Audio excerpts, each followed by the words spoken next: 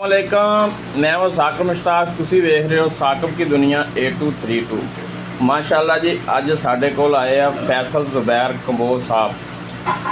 माशाल्लाह जी बर्गर खा रहे आ ते इन्हां को पुछदे आ भी कैसा साडा बर्गर दा टेस्ट है। अस्सलाम वालेकुम लाला जी। वालेकुम सलाम वरहमतुल्लाह जी। भाईजान की हाल चाल जे? अल्हम्दुलिल्लाह जी।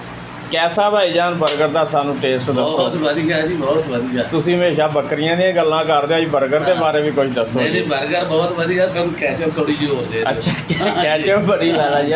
ਬੇਟਾ ਦੋ ਕੈਚਅਪ। ਬਹੁਤ ਆਲਾ ਜੀ, ਬਹੁਤ ਆਲਾ ਟੇਸਟ ਹੈ।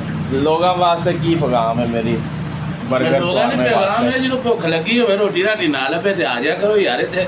ਆ ਵੀ ਜਾਇਆ ਕਰਨ ਤੇ ਆਰਡਰ ਲਾ ਕੇ ਘਰ ਬੈਠੇ ਵੀ ਮੰਗਵਾ ਸਕਦੇ ਆ। ਆ ਇੱਕ ਵੇਲੇ ਆਵਾਜ਼ ਸੁਣ ਕੇ ਆ ਵੀ ਇਹ ਗਿਆ ਜੀ। ਸਹੂਲਤ ਹੋਰ ਹੋ ਗਈ ਜੀ। ਸ਼ਾਹਦ ਭਾਈ ਨੂੰ ਵਿਖਾਓ ਜੀ। ਹਾਂਜੀ ਸ਼ਾਹਦ ਭਾਈ ਆ ਜਾਓ ਜੀ। ਠੀਕ ਹੋ ਗਿਆ ਲਾਲਾ ਜੀ, ਬੜੀ ਮਿਹਰਬਾਨੀ, ਸ਼ੁਕਰੀਆ ਜੀ।